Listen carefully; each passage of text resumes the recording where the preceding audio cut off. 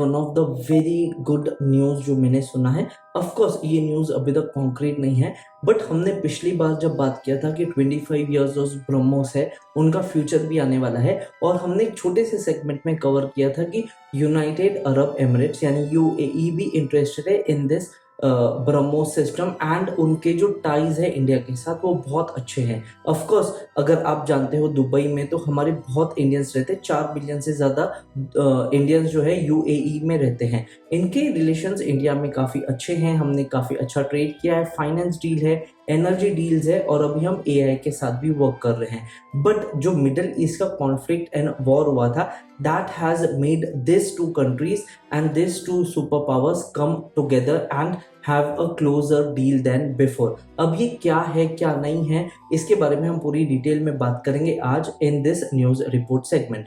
तो अगर हम स्टार्टिंग से स्टार्ट करें तो फरवरी में जब डोनाल्ड ट्रंप ने ईरान पे अटैक किया था, तो ये जो अरब कंट्रीज हैं ये बीच के क्रॉस फायर में आ गए थे इजराइल, ईरान एंड यूएसए के बीच में। और यहाँ पे आपने काफी न्यूज़ सुना होगा कि दुबई जो one of the safest country था, किस तरह से ये क्रॉस फायर में आया है, एंड किस तरह से जो दुबई के या फिर यूनाइटेड अरब एमिरेट्स यानी यूएई के जो डिफेंस नेटवर्क्स थे वो अच्छे से डिफेंड नहीं कर पाए। तो this is the first thing कि ये ऐसा क्यों हुआ। तो सबसे पहली चीज, यूएई का एक बहुत क्लोज टाई था विद यूनाइटेड स्टेट्स, और उनके थार एंड पेट्रोइट जैसे जो डिफेंस सिस्टम्स है वो यूज करते थे, और ये दोनों का एक एनर्जी डील, ऑयल डील भी बहुत ज्यादा था। अब जैसे ही वॉर खत्म होना हुआ है तो एक बहुत बड़ा बिल आया है बिलियंस ऑफ डॉलर्स का, एंड यहाँ पे जो दुबई का ट्रस्ट टूटा है, जो दुबई का जो कॉन्ट्रैक्ट टूटा है कि they were not able to defend the country और they were not able to defend the borders, यहाँ पे एक बहुत बड़ा चीज है। तो सबसे पहले ये क्रॉस फायर में क्या हुआ था, तो ईरान ने not just ballistic missiles but cheap drones का भी यूज किया था, जो हमने कहा है कि मॉडर्न वॉरफेयर का एक बहुत बड़ा इक्विपमेंट है, और बहुत सारे मिसाइल लॉन्चेस एंड बहुत सारी चीजें किया था। अब जो थार्ड सिस्टम या फिर पेट्रोइट सिस्टम्स है, डिफेंस सिस्टम्स है, ये बहुत महंगे भी हैं, और इनके जो डिफेंस मैकेनिज्म है, ये जो मिसाइल या क्रूज मिसाइल जो इंटरसेप्टर्स लॉन्च करेगा ये सेम ट्रेजेक्टरी में जाएगा। और चीप ड्रोन्स इतने स्मार्ट है जो चाइना से और रशियन है, वो मिड फ्लाइट में अपना ट्रेजेक्टरी चेंज कर सकते हैं। तो जो एक महंगी मिसाइल हम लॉन्च कर रहे हैं वो उसको नलीफाई कर देता है, वो पॉइंटलेस हो जाता है। और यहाँ पे यूएई का एक बहुत बड़ा इंटरेस्ट आ रहा है हमारे ब्रह्मोस सिस्टम और आकाश 3 सिस्टम में।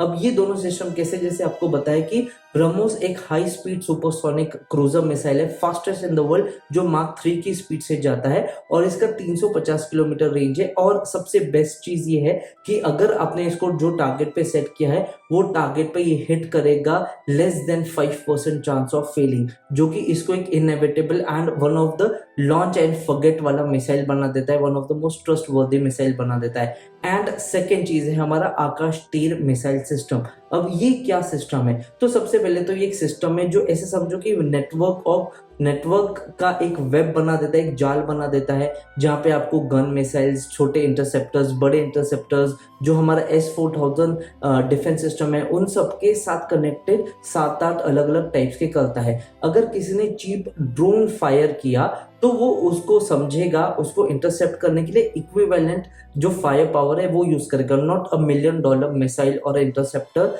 चीज जो फायर करेगा। तो ये इफेक्टिव भी हो जाता है, सुपर सफिशिएंट भी हो जाता है, एंड ये बहुत अच्छा रिलायबल भी है, जो हमने ऑपरेशन सिंदूर में भी देखा था। इवन हमने ब्रह्मोस मिसाइल को भी ऑपरेशन सिंदूर में ट्रू एंड टेस्टेड किया था।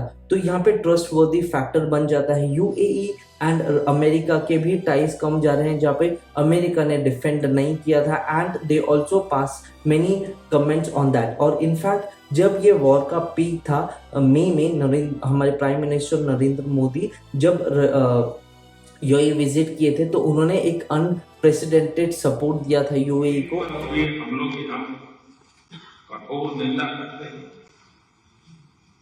यूएई को जिस तरह निशाना बनाया गया है, ये किसी भी रूप में स्वीकार्य नहीं है। भारत हर परिस्थिति में यूएई के साथ कंधे से कंधा मिलाकर खड़ा है और आगे भी खड़ा रहेगा। जल्द से जल्द शांति और स्थिरता की बहाली के लिए भारत हर संभव सहयोग देने के लिए तैयार है। और वहां पे से हमारे टाइज और ज्यादा स्ट्रांग हुए हैं और यहाँ से वो बात चालू हुई है जो आज एडवांस लेवल पे है about buying the BrahMos and Akash 3 system. और अगर हमने यूएई और इंडिया को देखा है तो ये एक बहुत क्लोज वेंचर है जो जमाने से चल के आ रहा है। इवन 1960s तक जो इंडियन रुपी था वो एक लीगल टेंडर था। दुबई के आप मॉल्स में, दुबई की आप शॉपिंग स्ट्रीट में इंडियन करेंसी के साथ करते थे, बट शॉप कर सकते थे। बट इंदिरा गांधी ने जब सीरिया, इजिप्ट और यूएई का वॉर हुआ था तो यूएई को सपोर्ट दिया था, बट यूएई ने उसको सपोर्ट को रेक्टिफाई नहीं करके जो हमारे ऑयल प्राइसेस है वो 300% से बढ़ा दिया था।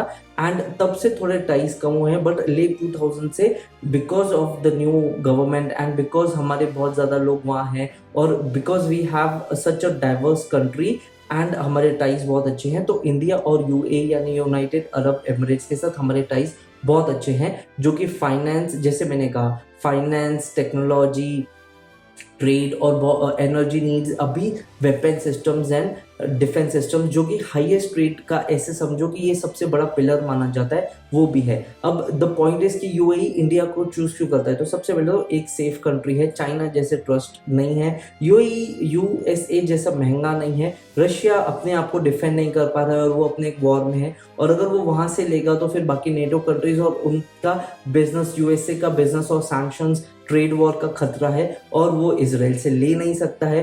तो जहाँ पे इंडिया एक बहुत अच्छा diplomatic country of the world बन के आ रहा है, ये एक वेपन मैन्युफैक्चर ही नहीं, एक वेपन एक्सपोर्टर भी बन रहा है। और यहाँ पे यूएई जैसे कंट्रीज के साथ हमारे टाइज बनते हैं तो हमारी एनर्जी नीड्स एंड हमारे को थोड़ा एक्स्ट्रा बोलते हैं ना कि बेनिफिट ऑफ फ्रेंडशिप भी मिलेगा, जो कि इन दोनों देशों के लिए बहुत अच्छा है। उनको डिफेंस नेटवर्क एंड एक रिलायबल ट्रस्टवर्दी पार्टनर मिल रहा है with a very affordable things and we are getting the energy needs. तो ये दोनों कंट्रीज के लिए बहुत है and this is something that we have earned over the long period of time.